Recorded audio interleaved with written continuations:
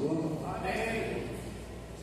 Eu vou ler apenas um versículo, não vou comentá-lo, mas é um versículo que servirá de base para o assunto que está trazendo.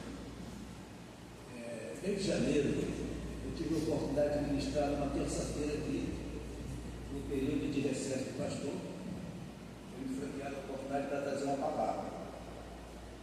E eu falei sobre ser cristão.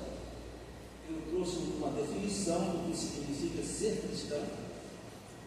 E eu desfiz 6 mitos.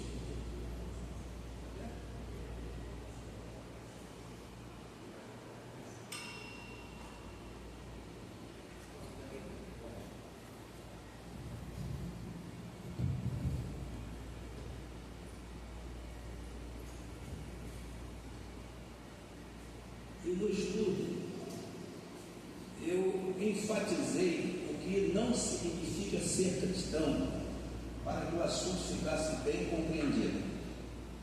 E hoje eu estarei trazendo uma sequência deste assunto, cujo título é Os 5 Fatores de Sucesso da Vida Cristã.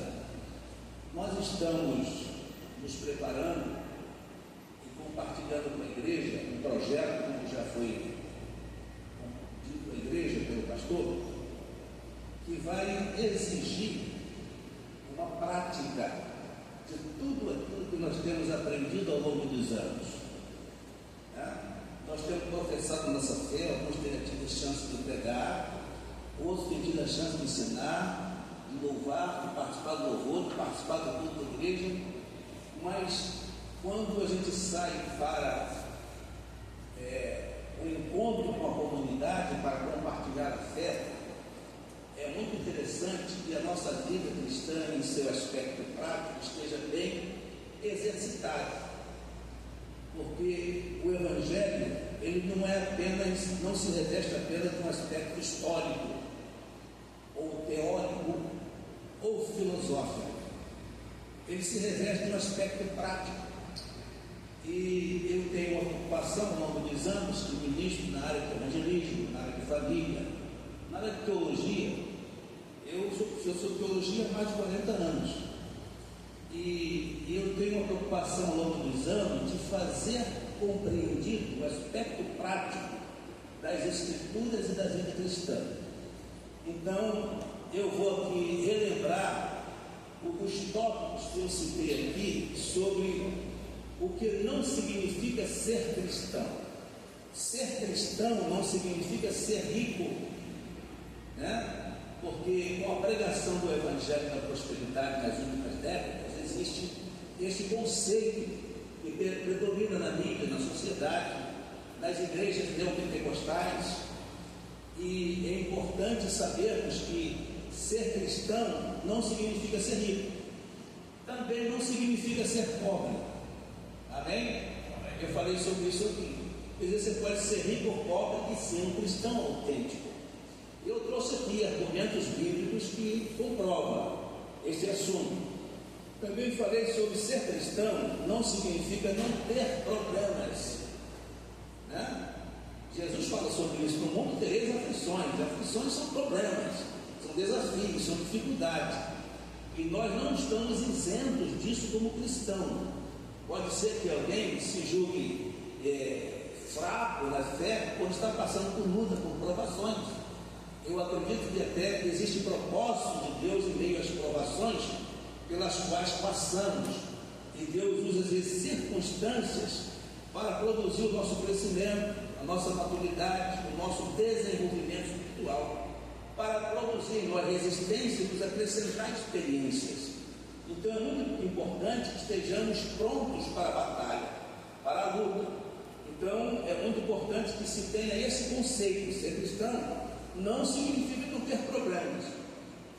Em terceiro lugar, ser cristão não significa não ter fraquezas, né? A Bíblia diz que o poder de Deus se aperfeiçoa na nossa fraqueza. Nós podemos ter momentos de fraquezas, mas nesses momentos de fraqueza, para quem serve a Deus por convicção, É um momento em que nós temos a chance de nos colocar inteiramente na dependência de Deus.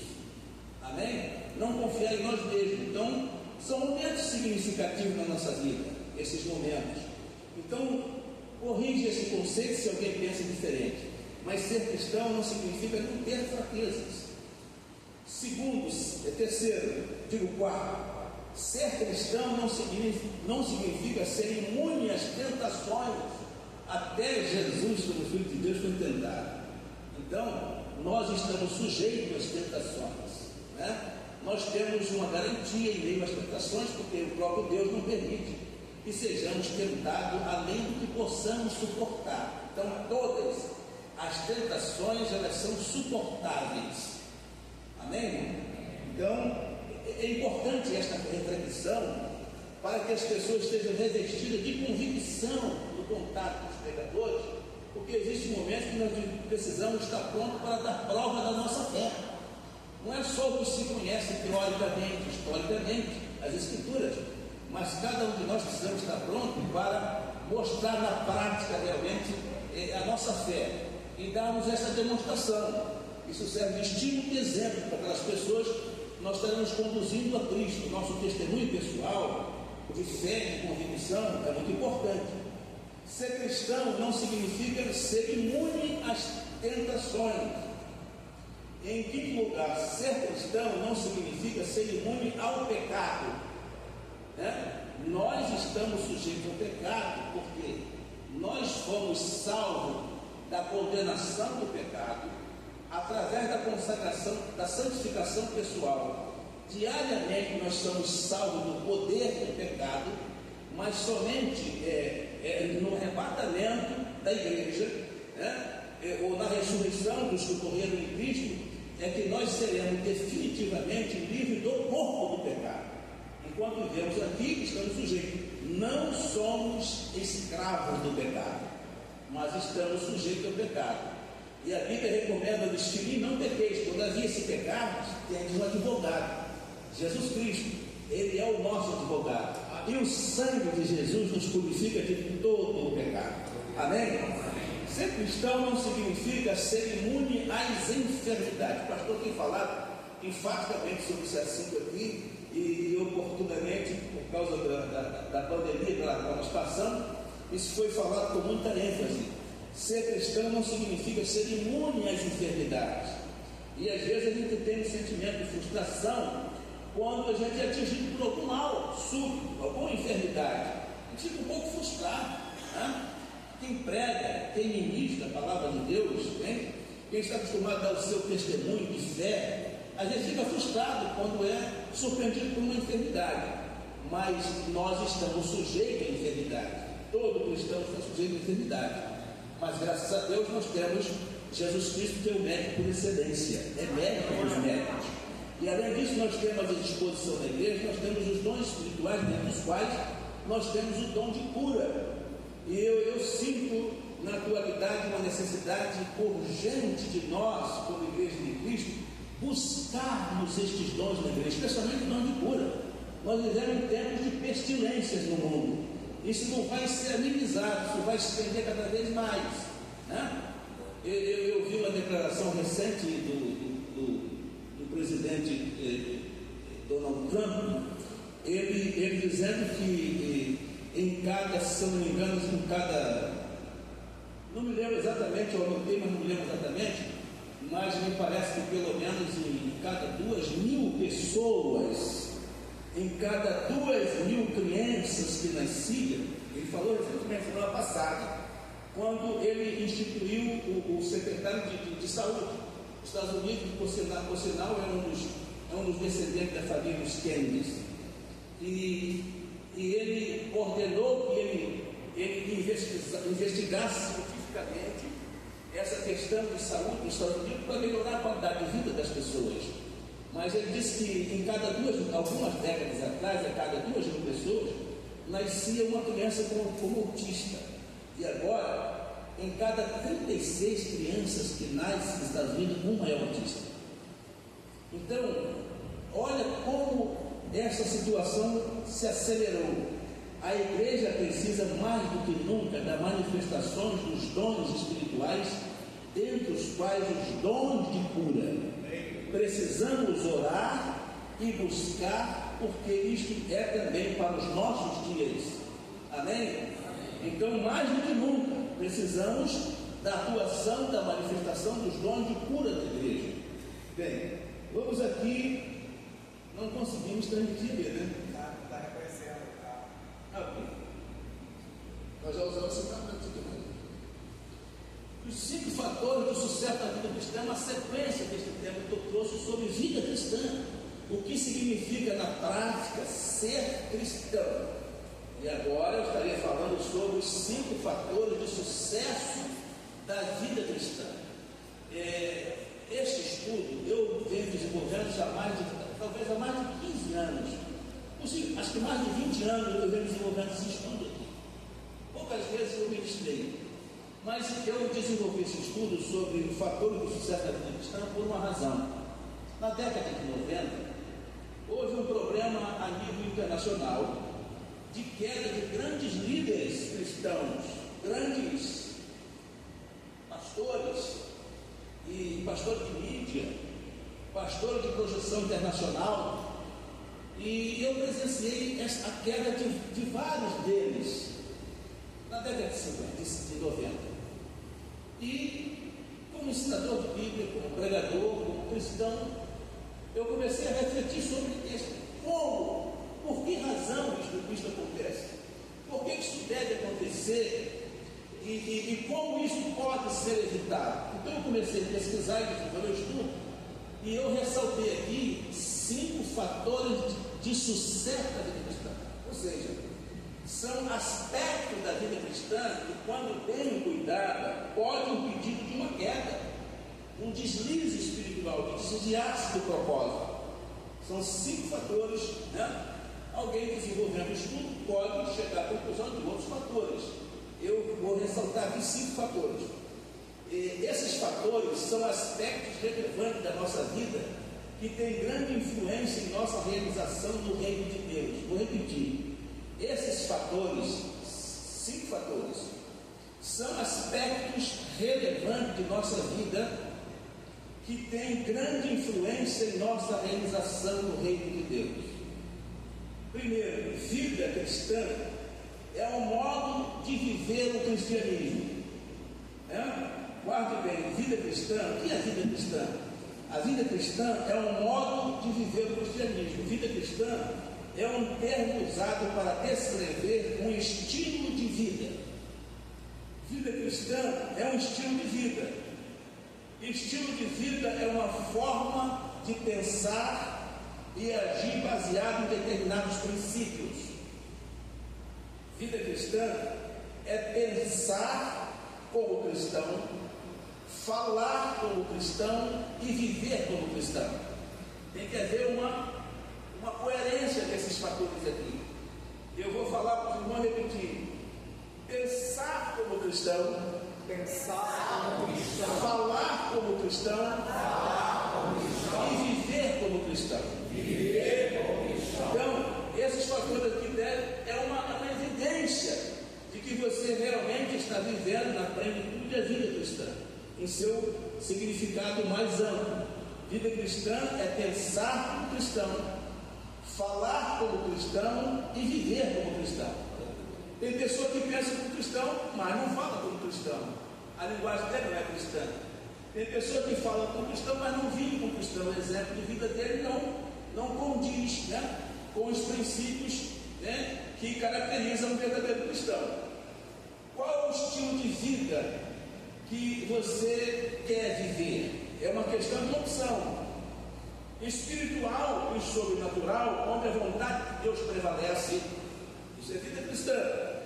Ou natural e carnal, onde a sua própria vontade prevalece. É uma questão de opção, né? Você não pode ser cristão e viver segundo os seus planos, a sua vontade, de forma natural e carnal. Para você ser um autêntico cristão, você precisa ser espiritual, sobrenatural, né? E se orientar pela vontade de Deus revelada nas Escrituras. Porque na definição que nós trouxemos no estudo passado, ser cristão significa ser um seguidor dos ensinos e dos exemplos de Cristo. Isto significa ser cristão. Muitos querem as promessas de Jesus, sua herança, suas bênçãos, mas não estão dispostos a viver segundo os princípios que ele ensinou. 1 João capítulo 2, versículo 6: aquele que diz estar nele também deve andar como ele andou. Olha só o que significa ser cristão. Está ali, né? Quando aparecer o irmão Paulo nele. Lê, irmão Paulo. 1 João capítulo 2, versículo 6. Aquele que diz que está nele também deve andar como ele andou. Isso é ser cristão, é seguir os ensinos e exemplos de Cristo. O primeiro fator de sucesso é vida devocional. Eu falei 5 fatores de sucesso na vida cristã. O primeiro fator de sucesso chama-se vida devocional. Nenhum cristão verdadeiro, autêntico, consegue viver uma vida cristã autêntica e vitoriosa sem que tenha uma vida devocional ativa. São aspectos práticos da vida cristã. Para se manter uma vida espiritual saudável, é necessário estar comprometido com uma relação devocional permanente com Deus. É através da devoção que alimentamos a fé, cultivamos nossa comunhão com Deus. Através da devoção. Os significados da palavra devoção: primeiro, aplicação, dedicação e atenção. O significado de devoção é retratado nas palavras do texto que segue. 1 Timóteo capítulo 4, versículo 15 e 16. 1 Timóteo capítulo 4, versículo 15 e 16. Medita estas coisas, ocupa-te nelas, para que o teu aproveitamento seja manifesto a todos. Veja bem, aplicação, dedicação e atenção. Então este versículo retrata exatamente o que significa ser cristão, né? Medite estas coisas, ocupa-te nelas, para que o teu aproveitamento seja notório e manifesto a todos. Continua. Tenha cuidado de ti mesmo e da doutrina, persevera nestas coisas, porque fazendo isto te salvarás tanto a ti mesmo como aos que te ouvem. A devoção pessoal é uma característica do cristão autêntico. Devoção do crente, Salmo 1, verso 1 e 2. Salmo 1, verso 1 e 2. Se tivesse funcionando aqui, já apareceria direto aqui. Bem-aventurado o homem que não anda segundo o conselho dos ímpios, nem se detém no caminho dos pecadores, nem se assenta na roda dos escarnecedores. Antes, tem seu prazer na lei do Senhor, e na sua lei medita de dia e de noite. Então, aqui está um exemplo, né? Um exemplo que significa ser cristão. É uma pessoa separada e dedicada às coisas de Deus. E isto proporciona ou capacita uma pessoa para produzir espontaneamente frutos. Né? O fruto da devoção está em Salmo 1, verso 3. Pois será como a árvore plantada junto a ribeiros de águas, a qual dá o seu fruto no seu tempo, as suas folhas não cairão, e tudo quanto fizer prosperará. O autêntico cristão produz frutos espontaneamente e no tempo certo. Amém? Isso é um resultado natural da vida cristã, não é nada forçado, né? E é uma coisa natural. Nós precisamos buscar esse tipo de entendimento de resultado. A devoção do crente é motivada por sua sede e fome de Deus. O quanto você deseja Deus, o quanto você anseia. Salmo 42, 1 e 2. Qual a intensidade do seu desejo, da sua busca? Assim como o servo brama pelas correntes das águas, assim suspira a minha alma por ti, ó Deus. A minha alma tem sede de Deus, do Deus vivo. Quando entrarei e me apresentarei ante a face devoção do crente é motivada por sua sede e fome de Deus. Quanto mais devotado a Deus, dedicado a Deus, comprometido, mais sede, mais intensamente você deseja pela presença de Deus na sua vida. Os 6 elementos da devoção. Agora o lado prático, 6 elementos. Estou falando de devoção pessoal, mas quais são os 6 elementos da devoção? O primeiro deles chama-se oração. Este é um dos instrumentos mais primitivos e convencionais de nossa devoção, a oração. Podemos ser descritos como uma conversa íntima com Deus. É a maior expressão de nossa comunhão para com Ele. A oração é parte da nossa devoção. Amém? Amém. Então, esse aqui é o primeiro elemento da nossa devoção, chama-se oração. O segundo é o jejum. É uma abstenção que deve estar sempre associada à oração, que deve ser praticada como parte de uma entrega total e espontânea a Deus. Nós estaremos aqui propondo para a igreja, como parte do projeto que estamos elaborando, um período intenso de consagração. Vamos apelar para que todas as pessoas manifestem a sua devoção com a maior intensidade possível.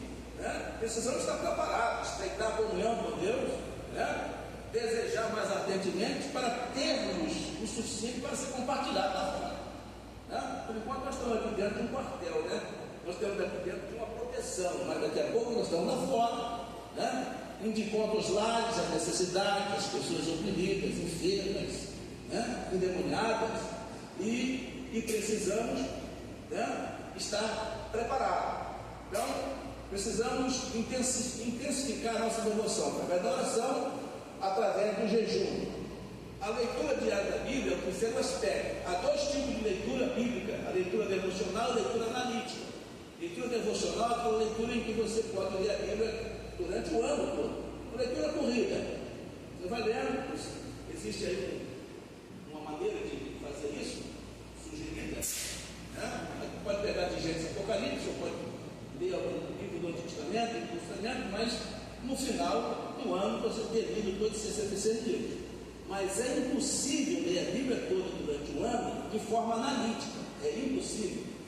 Até de forma devocional não é muito fácil, Você administrar o tempo para ler os 66 livros. Mas a leitura bíblica é uma leitura com meditação, com reflexão, com apontamento, com pesquisa. E quando você pega a Bíblia, por exemplo, Almeida Revisada e Corrigida, que tem uma linguagem muito técnica, você está lendo, inclusive hoje mesmo eu mostrei para a esposa em casa, uma palavra, no texto, uma palavra de difícil compreensão. Então você tem que parar, você tem que ir a um dicionário, a um comentário, para entender o sentido da palavra, para que o texto se torne bem compreensível. Existem Bíblias com linguagem mais fácil de compreensão. Então, mas a leitura analítica, especialmente quem prega, quem ensina escola dominical, precisa desenvolver o hábito da leitura analítica.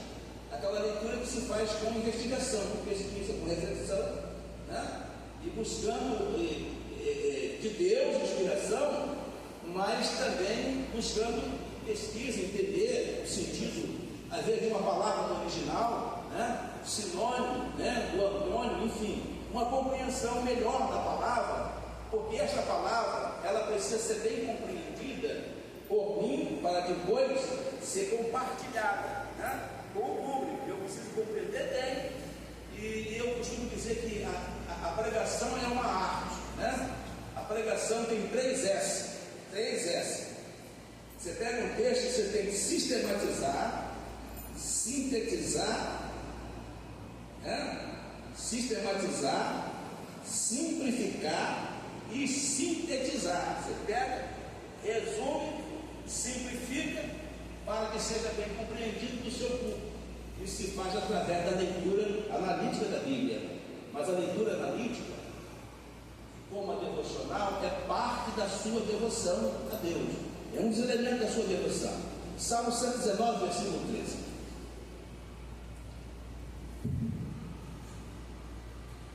Com os meus lábios declarei todos os juízos da tua boca.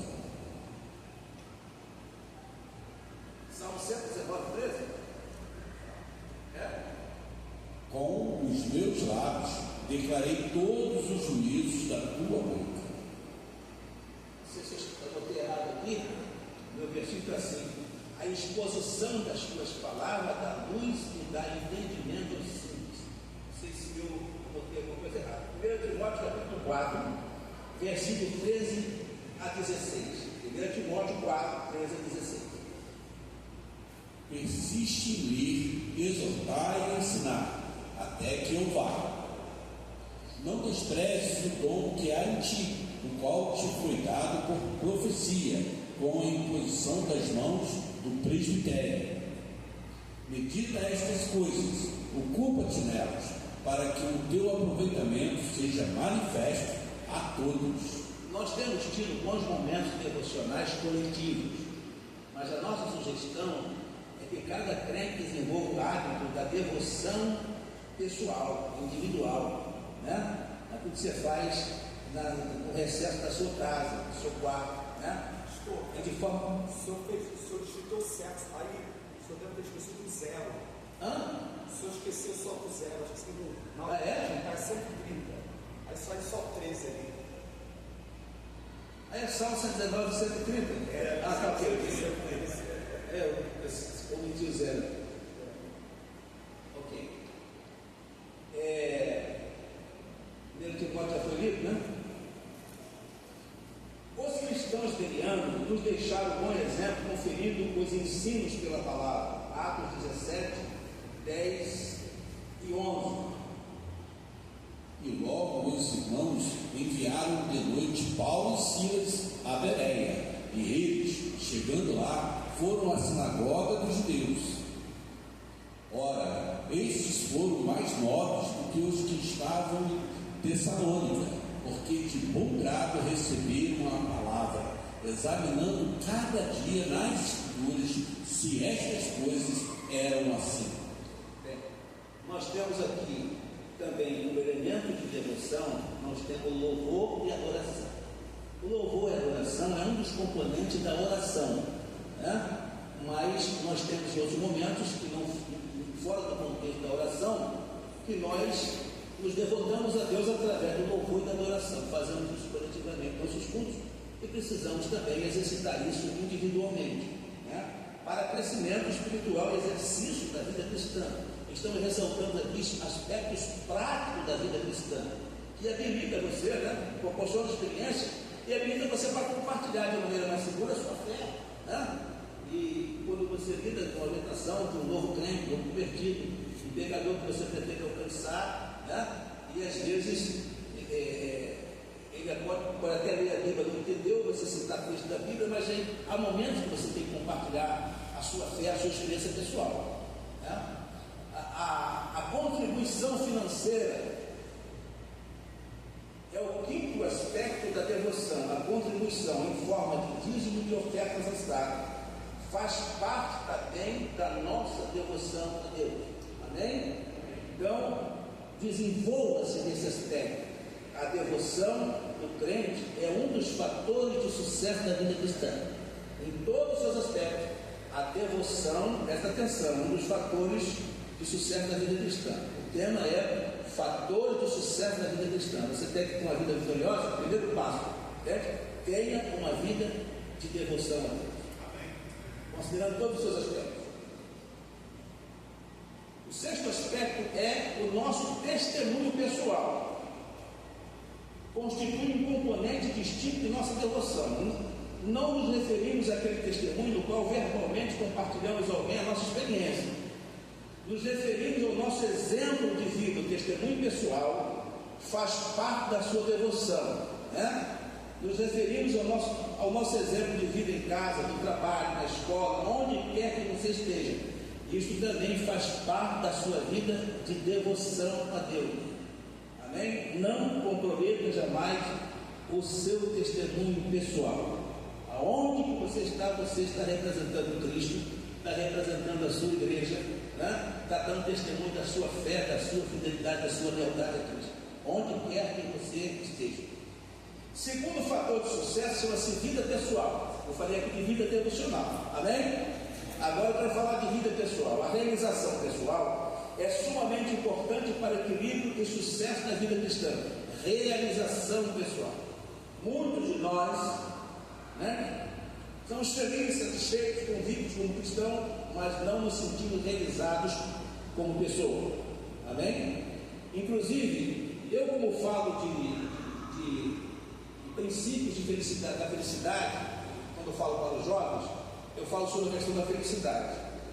E eu descrevo a felicidade como realização plena. A nossa personalidade é composta por 8 diferentes valores. Né? 8 diferentes valores. E muitas das vezes, em alguns desses aspectos, nós somos pessoas não realizadas na vida, somos frustradas. Né? Não desenvolvemos alguns desses aspectos. Alguns sim e outros não.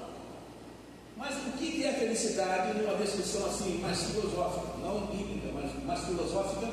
A felicidade eu considero a felicidade como realização plena. Realização plena. Evangelho de Lucas descreve Jesus como, de acordo com o conceito pedagógico judaico da época, a personalidade indivídua era composta por 4 valores. Né?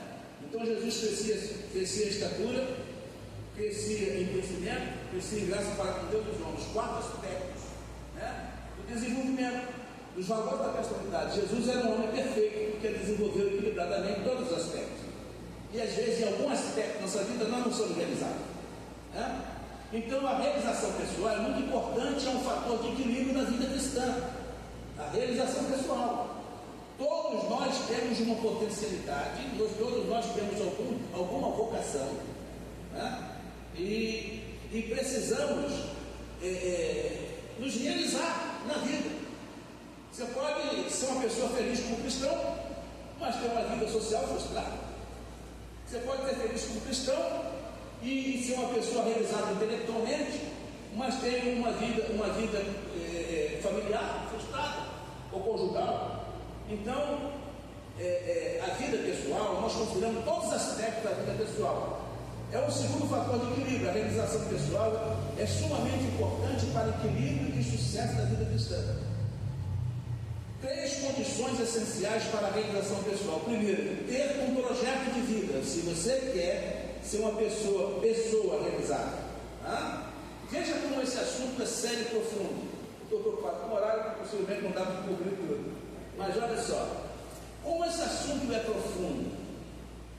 Veja bem, na relação do casamento, nós compartilhamos, né? Os respectivos cônjuges compartilham aquilo que é e aquilo que tem.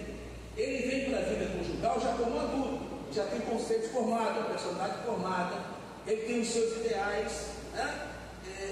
parcialmente definido, ele tem uma bagagem de experiência, né? Algumas positivas, outras negativas. Então, em que consiste, por exemplo, a felicidade conjugal? Consiste consiste no compartilhamento da felicidade de ambos os cônjuges. Uma moça feliz e realizada como pessoa encontra um rapaz feliz e realizado, e aí se forma um casal feliz, né? Mas eu estava ministrando esse assunto e teve um rapaz que estava participando do estudo, era para jovens, era um rapaz já maduro. Ele ficou embucado com esse ensino que eu dei. Depois do ensino, ele foi pastor.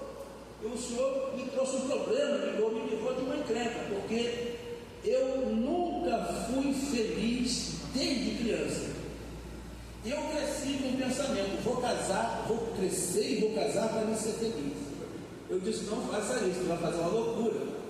Porque uma pessoa, para ser feliz com casado, ele tem que ser feliz, porque ele vai compartilhar tudo que ele tem, tudo que ele é. Isso fala-se de realização pessoal. O jovem precisa estar realizado pessoalmente, uma pessoa, se sentir uma pessoa realizada, né? Não plenamente realizada, porque a vida segue, né? A pessoa vai passo a passo, etapa por etapa. Mas pelo menos na idade da maturidade para o casamento, você já precisa ser uma pessoa consciente de si, uma pessoa convicta que tem propósito na sua vida, já uma pessoa que se sente feliz. Então ele vai compartilhar, ele vai procurar uma pessoa, né? seja feliz, que você procura uma pessoa, né? Infeliz, deprimida, frustrada, né? E eu vou pegar uma pessoa bem arrasada para me fazer ela feliz. Não vai conseguir. Né? Não vai conseguir. Cada um tem os seus problemas e tem que resolver esses problemas. Não é no casamento que resolve o problema, não. Né? No casamento se resolve os problemas conjugais, mas problemas pessoais, eles são levados da vida de solteiro para a vida de casado, tem que ser resolvido pessoalmente. Né? Então, isso às vezes traz dificuldade. Então, primeiro, três condições essenciais para a realização pessoal. Primeiro, ter um projeto de vida. A palavra projeto vem do latim projectum, que significa antes de uma ação. Projeto é um planejamento, uma descrição escrita e detalhada de um empreendimento a ser realizado. Você tem que ter um projeto de vida. Né? Vou dar exemplo aqui. Para que você tenha um projeto, eu estou dizendo de alguns militares, pelo menos, três, quatro militares. Olha só. O projeto envolve três elementos. Primeiro, o objetivo, ter um alvo, uma estratégia e metas. O objetivo é onde queremos chegar. Né? Você bota o teu alvo lá e quero chegar lá. Isso chama objetivo, é onde queremos chegar.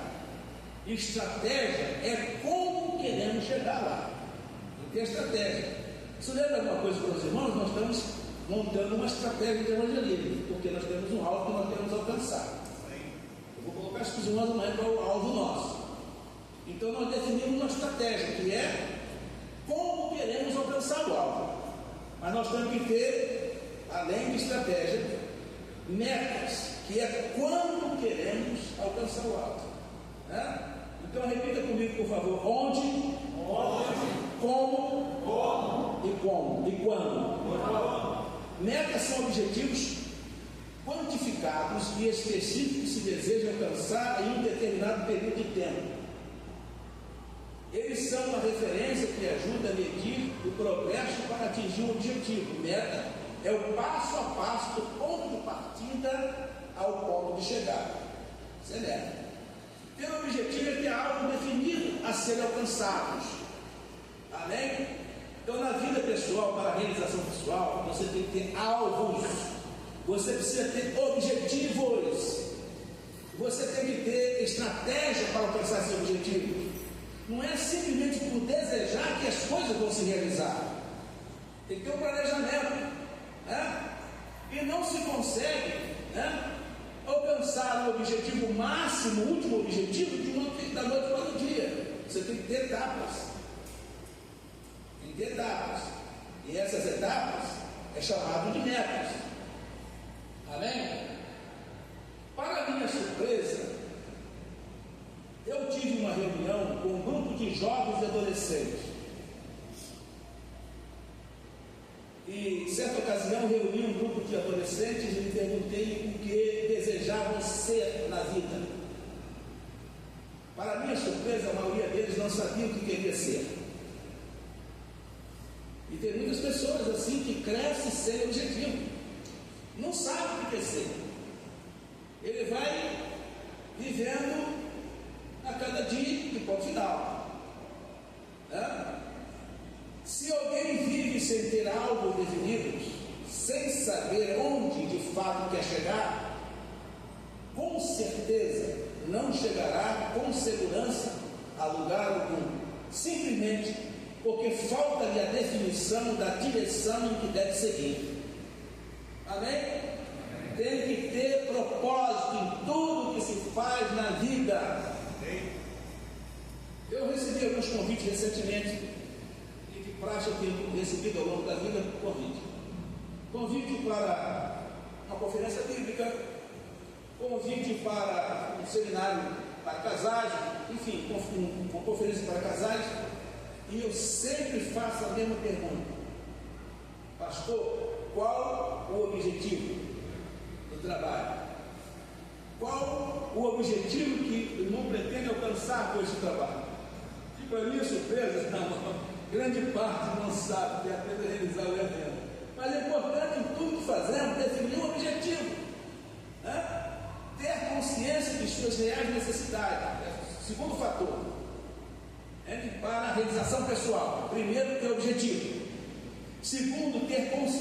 suas reais necessidades.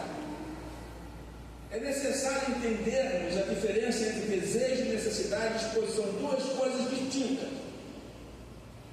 Às vezes, desejamos algo do qual não necessitamos, e às vezes necessitamos de algo do qual não desejamos.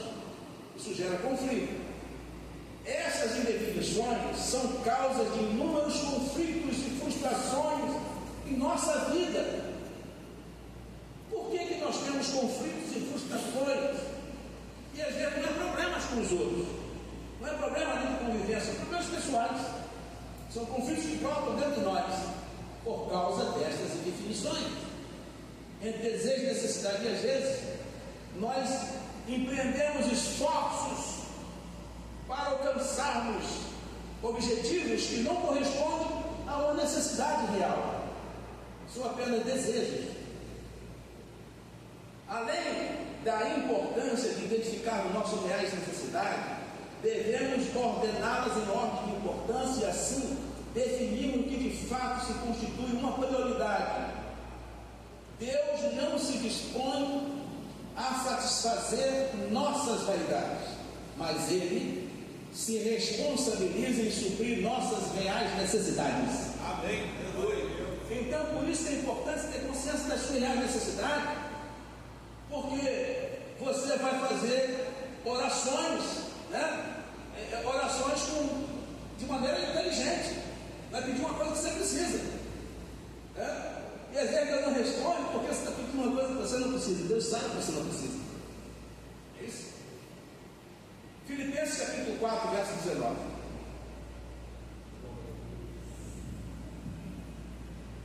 Meu Deus.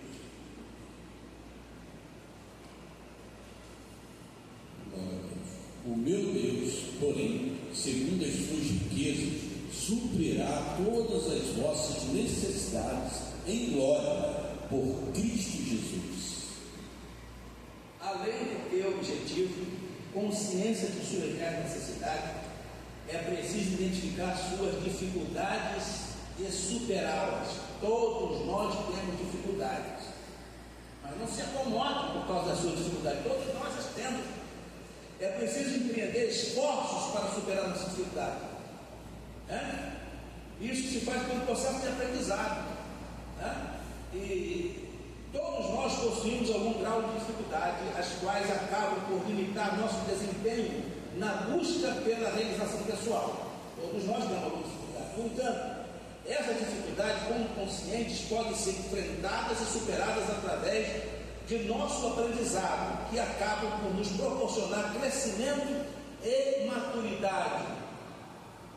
Se você identificou a dificuldade, não se frustre, não se acomode, não pare, procure superar, reúna mais força, prepare-se melhor, enfrente a dificuldade, até você superar, enfrente o desafio, você ganha maturidade. Você soma experiência, só tem experiência para contar quem se dispõe a enfrentar desafios. Quem se acomoda não tem experiência para contar. Não superamos a dificuldade nos acomodando ou desistindo de nossos objetivos. As pessoas às vezes se submetem a um concurso e quando não são aprovadas acabam por desistir de tentar uma vez mais. Não desista. Vá para casa, prepare-se melhor e tente outra vez. Procure superar sua dificuldade, pois é assim que crescemos e amadurecemos e alcançamos a realização pessoal. Se consegue por meio de esforços, de persistência, de perseverança. Amém? Temos muito a conquistar, precisamos ser perseverantes, ser determinados, ser persistentes. Terceiro fator de sucesso é vida familiar. Primeiro é vida devocional. Segundo, vida pessoal. Terceiro é vida familiar. A vida familiar compreende dois níveis de relacionamento: marido e mulher e pais e filhos. A relação marido e mulher, em se tratando de deveres básicos de relacionamento de marido e mulher, a Bíblia prescreve dois deveres do marido para com a esposa: amor e cuidado. Nós falamos disso no seminário de família passado. Amor e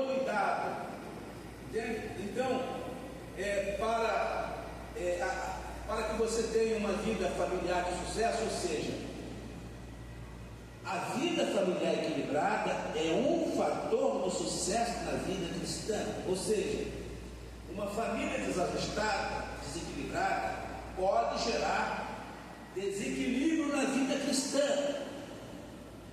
Isso não são coisas independentes. Amém, irmão? Amém. Então, procure fortalecer estas áreas da sua vida para que você tenha realmente uma vida cristã vitoriosa. Eu estou falando de fatores do sucesso da vida cristã. E uma delas, um dos fatores de sucesso é vida devocional. Outra é vida pessoal, equilibrada, vitoriosa. Uma vida de realização, vida pessoal. Você como pessoa precisa se realizar. Você tem sonho, tem plano, tem desejo, tem necessidade, precisa se realizar como pessoa. Amém? Não é só frequentar a igreja, não é só compartilhar, né, das obrigações eclesiásticas ou religiosas. Não, você é um ser humano, uma pessoa, né, que precisa estar com uma vida pessoal equilibrada para que você sirva bem aos propósitos de Deus e viva de maneira autêntica, né, esse estilo de vida chamado de vida cristã. Terceiro fator de equilíbrio é vida familiar. E é preciso ter uma vida familiar equilibrada. Na relação marido e mulher, a obrigação do marido é amor e cuidado, né? Amar a esposa. O cuidado fala de proteção e de provisão. O marido precisa dedicar-se a cumprir este dever para que a sua família seja uma família equilibrada, porque a vida familiar é um fator de sucesso da vida cristã. A Bíblia prescreve 2 deveres para a mulher com o seu marido: submissão e honra. É importante que, à luz da Bíblia, as mulheres, esposas, tenham consciência, né, desse princípio, que não é humano, é um princípio divino que gera estabilidade, gera equilíbrio na vida cristã, na vida familiar. E isto é um fator de equilíbrio da vida cristã. Se você não vive uma vida de vitória no relacionamento familiar, no cumprimento das suas obrigações, quer seja de marido, de esposa, há um ponto de fragilidade vulnerável, pode ser um ponto de ataque do inimigo, a sua família, e um fator de insucesso da vida cristã. A relação pais e filhos, no relacionamento de pais e filhos, a Bíblia prescreve 3 obrigações dos pais para com os filhos. Instruir. A instrução vem de livros, de mestres, de escola, de currículos estruturados. Mas a Bíblia exige que os pais instruam seus filhos. É importante isso. Isso faz parte do equilíbrio da vida familiar. Isso é um fator de equilíbrio da vida cristã. É preciso exercer essa função. Os pais precisam exercer autoridade na função de pai. E esta autoridade, ela tem 3 aspectos. Primeiro, ela é psicológica. Ele é pai, ele é o chefe da família, é uma pessoa de autoridade hierarquicamente, ele já tem função disso, uma autoridade, né, para instruir os filhos. Mas ele precisa de autoridade moral, de ser um bom exemplo para instruir, né? As atitudes falam mais alto do que as palavras. Então não se pode instruir só teoricamente, é preciso ter exemplo. Então é importante isso, que os pais sejam bons exemplos para os seus filhos. Em terceiro lugar, cabe aos pais disciplinar. Para que tenha uma família bem equilibrada, é preciso exercer essa função de disciplina. Existe, eu falei sobre a autoridade para instruir, e essa autoridade eu falei que ela é psicológica, ela é uma autoridade moral, mas também é uma autoridade espiritual. Deus é o autor da paternidade, Deus te acreditou na função e te deu autoridade para que você exerça, né, na condução e educação da sua família e dos seus filhos. Então é preciso buscar de Deus esta capacitação, essa renovação dessa autoridade espiritual que você exercer no contexto da sua família. E tem a questão de educar. Enquanto a instrução vem de mestre, de livro, de escola, de currículo estruturado, A educação, ela vem do contexto familiar, ela vem do exemplo, né? A educação se transmite através do exemplo, da convivência. E em terceiro lugar, a disciplina. A disciplina, existe dois tipos de disciplina. Existe a disciplina punitiva e existe a corretiva. Ambas estão na Bíblia. Qualquer hora dessa no trabalho de família fala sobre isso. A disciplina punitiva, ela deforma o filho, né? E a corretiva, ela forma. A punitiva deforma. E existe uma série de transtornos de comportamento que não são hereditários, não são congênitos. Não é uma herança genética. E não é de nascimento. Existe uma série de transtornos psicológicos, comportamentais, inclusive todos os tipos de neurose, existem várias categorias de neurose, mas todas elas são geradas no ambiente, especialmente no ambiente familiar desequilibrado, né? Então, é muito importante exercer a disciplina corretiva. Como se educa? Repita comigo: ensinando princípios, dando bons exemplos, corrigindo maus comportamentos. É assim que se educa, para se ter uma família bem estruturada. A Bíblia prescreve 3 obrigações dos filhos para com os pais. Os filhos têm 3 obrigações à luz da Bíblia: honrar os pais. Se forem bem instruídos, bem educados e bem disciplinados, eles vão aprender desde pequeno a honrar os pais. Segundo, obedecer em tudo. E em terceiro lugar, cuidar dos pais na velhice, né? Isso tudo aqui que estou dizendo aqui é Bíblia. Não estou desenvolvendo biblicamente esses assuntos, mas são assuntos bíblicos. Tito capítulo 1, versículos 5 e 6. Por esta causa te deixei em Creta, para que pusesses em boa ordem as coisas que ainda restam, e de cidade em cidade estabelecesses presbíteros, como já te mandei.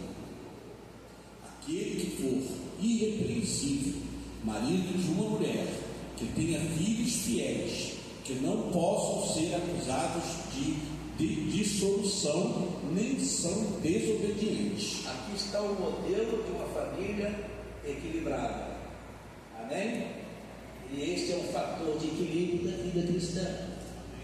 Ela não é separada da vida pessoal, não é separada da vida devocional, ela não é separada da vida familiar, né? Esses elementos são fatores de equilíbrio da vida cristã. A vida cristã passa a ser um reflexo de todos esses aspectos da nossa vida. O equilíbrio na convivência familiar é essencial ao sucesso da vida cristã. Quantos pode dizer? Amém. Se temos vivido uma vida devocional na perspectiva de Deus e experimentado o nível satisfatório de realização pessoal, mas não temos alcançado uma estabilidade no relacionamento familiar, temos aí um ponto vulnerável que poderá comprometer todo o nosso sucesso na vida cristã. A vida familiar não se restringe ao relacionamento do marido e mulher, envolve também a relação pais e filhos e parentes afins. Essa é uma área delicada que carece de cuidados especiais. Amém? Nenhum de nós somos perfeitos. Amém? Mas podemos sempre melhorar. Amém. E a vida cristã tem essa característica, é sempre melhorando. A vida do cristão é como a luz da aurora que vai brilhando mais e mais até ser perfeita. Às vezes a origem não é boa, mas tudo pode melhorar. Mas precisamos ter esta consciência, ter consciência da nossa necessidade, buscar melhorar, aprimorar a cada dia, para que o nosso testemunho não seja comprometido. Nós estamos preparando para ir de encontro à comunidade, à sociedade, os problemas da sociedade. Precisamos ter a casa arrumada, né? Precisamos ter a nossa vida pessoal ordenada, né? E equilibrada, em sucesso, em vitória. Quarto fator de sucesso chama-se vida financeira. Essa é uma área que exige cuidados especiais, pois poderá desequilibrar todas as outras quando não adequadamente estabilizada. A vida financeira pode desequilibrar a sua vida cristã.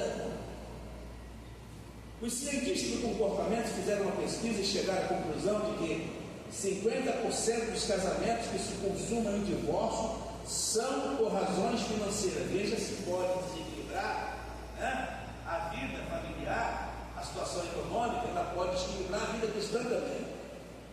O diabo sabe que esta é uma área vulnerável para os seus ataques.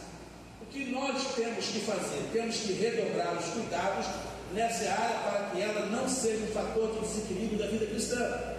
Vejamos algumas atitudes que poderão evitar o desequilíbrio na área das finanças. Primeiro, ser trabalhador é imprescindível. Se você quer ter uma vida financeira equilibrada, você precisa estar disposto ao sacrifício. É preciso ser trabalhador, é preciso trabalhar para manter equilíbrio na vida financeira. Existem diversas opções no mercado de trabalho e muitas vezes persistimos em fazer uma mesma coisa pouco produtiva, pouco compensadora a vida inteira. Persistimos numa coisa que não traz resultados satisfatórios. Nós temos uma vida inteira para decidir essas questões. Se o que estamos fazendo através do nosso trabalho não está dando resultado satisfatório, devemos pensar em outras possibilidades. São sugestões importantes. Temos muitas outras opções em nossa frente. Investamos nisso. Muitas vezes não é necessário mudar de trabalho ou ganhar mais, é preciso adotar um método de economia. É importante lembrar que vivemos numa sociedade materialista, consumista, e que nem o materialismo, nem o consumismo se ajustam aos ideais da vida cristã. E contudo, temos que conviver com estas situações. Nosso compromisso maior é com o reino de Deus. O reino de Deus não é comida, não é bebida, né? É gozo, paz e alegria no Espírito Santo. Mas nós vivemos no mundo real, físico, precisamos de situações financeiras e econômicas. Dependemos disso. Então, uma das condições para ter uma vida financeira equilibrada é ser trabalhador. A segunda é ser econômico, definir prioridade para o gasto financeiro. Se formos ao shopping todos os dias, compraremos todos os dias. Evite shoppings. Se procurarmos oportunidades promocionais, artigos baratos, encontraremos todos os dias. Por trás de todo o comércio existem grandes técnicos, grandes mentes, pessoas preparadas nas áreas da sociologia, da psicologia, com as técnicas mais avançadas da atualidade para atrair clientes e vender, né? E se você procurar na internet, for às feiras, for ao mercado, todo dia você vai ser estimulado a consumir, né? E às vezes sem definir prioridades. Terceiro, é preciso ser empreendedor para resolver problemas de natureza financeira, ser trabalhador, ser econômico e ser empreendedor. Empreendedor é aquela pessoa que enxerga, promove e aproveita as novas oportunidades de negócio. Precisamos de empreendedores no reino de Deus, amém, irmão? Amém. Né? Precisamos de empreendedores nas nossas igrejas, pessoas de negócios também. Você vai ver lá Jó, Abraão, Salomão, né? Eram grandes empreendedores, pessoas de sucesso da vida, e eram tementes a Deus.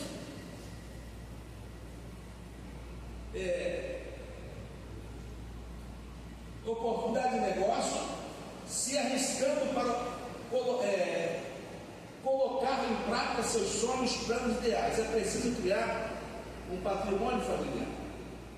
Todas as pessoas que se predispõem a casar, ele precisa ter no seu planejamento a criação de um patrimônio familiar. É preciso ter isso como uma meta, um patrimônio familiar. Importante, né? Isso me preocupou muito no início do meu casamento, mas graças a Deus, hoje eu tenho uma casa própria, até bem espaçosa. Irmãos, para quem não sabe, a bênção que é não ter que pagar aluguel é motivo de você vir para a igreja mais feliz, mais disposto a glorificar Deus e louvar o Senhor, que Ele não depende de pagar aluguel. Mas é preciso o quê? É preciso empreender esforço para essa conquista. mas é preciso ao longo da vida construir um patrimônio familiar. Pode ser uma coisa simples, né? Mas algo que dê um mínimo de estabilidade. Por quê, irmãos? Essas circunstâncias da vida interferem no equilíbrio da sua vida cristã. É um fator de equilíbrio da vida cristã. Saiba disso. É um fator de equilíbrio da vida cristã. Talvez você diga, mas Jesus pode, já estou tentando. Jesus pode vir a qualquer momento e eu preciso gozar a vida com os resultados do meu trabalho. Mas enquanto eu estiver nessa terra, tenho que fazer minha parte.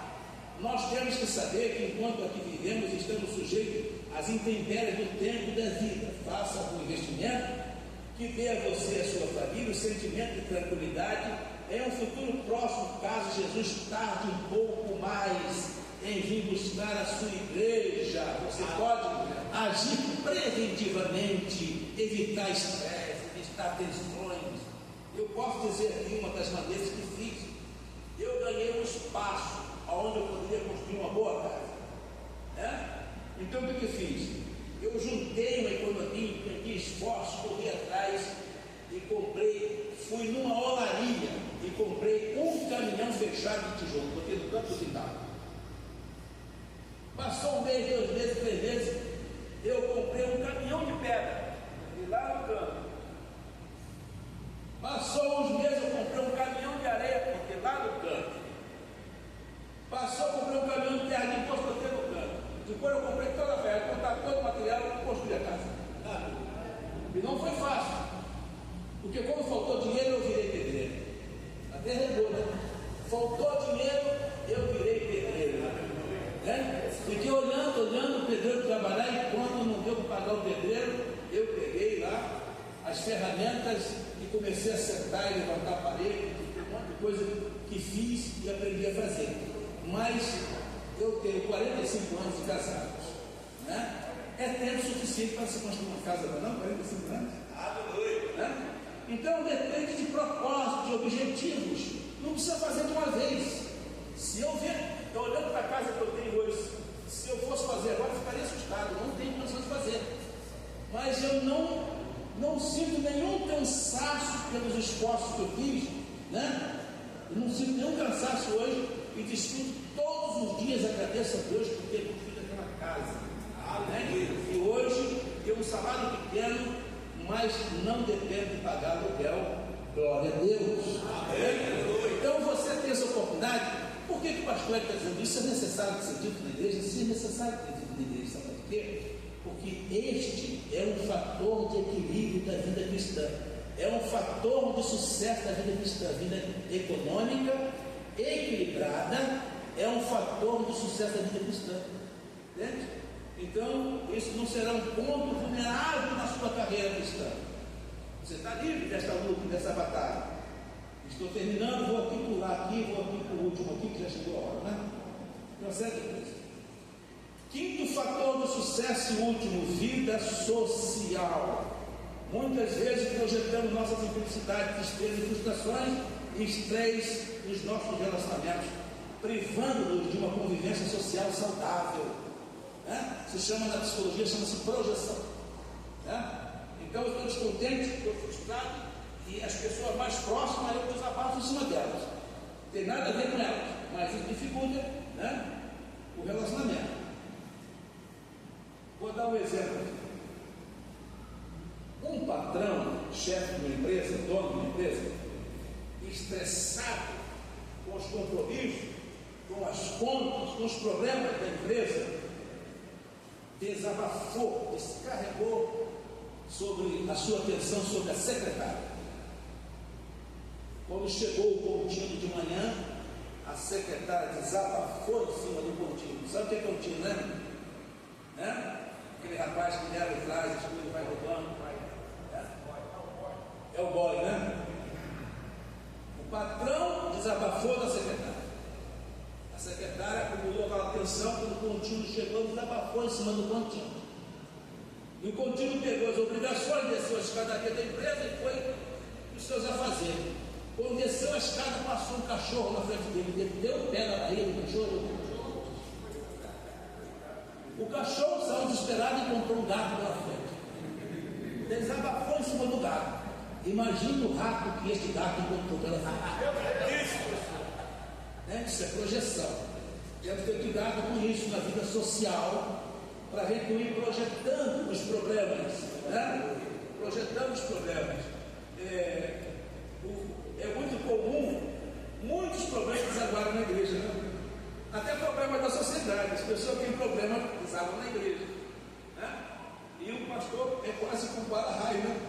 Vem-se com o pastor e tem que ter uma assistência, e Deus reforça, né? A guarda dos anjos, dos obreiros, né? Para proteger, porque é uma tendência essa projeção. Mas essa vida social equilibrada em todos os seus aspectos é um fator do sucesso da vida cristã. Viva uma vida cristã vitoriosa, que este é um estilo de vida privilegiado de identificação com Cristo e com seus ensinos, e nada pode atrapalhar a sua vida cristã. Viva de maneira vitoriosa, de maneira autêntica, e cuide destas áreas que podem interferir e inviabilizar o seu sucesso na vida cristã. Estamos encerrando. Todavia, com um novo aprendizado, um pouco de disciplina e boa vontade, podemos desenvolver nossa sociabilidade. Amém? Através da simpatia e da empatia. Simpatia é uma qualidade singular da personalidade humana. Mas eu quero finalizar aqui, pastor. Já te passo já. Eu quero definir aqui para os irmãos a empatia. Desenvolva a empatia com as pessoas. Empatia é uma palavra pouco usada, mas essa é uma palavra pouco conhecida. Mas empatia é a capacidade de compreender as pessoas, mesmo quando elas não dizem o que sentem e o que pensam ou o que precisam. Isso chama empatia, essa capacidade de compreender as pessoas. Mas se convivermos na mesma congregação, na mesma família, durante meses e anos, devemos ser capazes de olhar, observar quando as pessoas à nossa volta estão tristes, abatidas e precisam de algum tipo de ajuda. Então precisamos ter essa empatia, que é a sensibilidade para entender e para compreender e para dispor a assistência. Romanos 12, 15, para encerrar. Alegrai-vos com os que se alegram e chorai com os que choram. Isso é empatia. Amém? Repetindo e finalizando. Quais são os 5 fatores de equilíbrio da vida cristã? Repita comigo. Vida devocional. Vida pessoal. Vida familiar. Vida financeira. Vida social. Amém.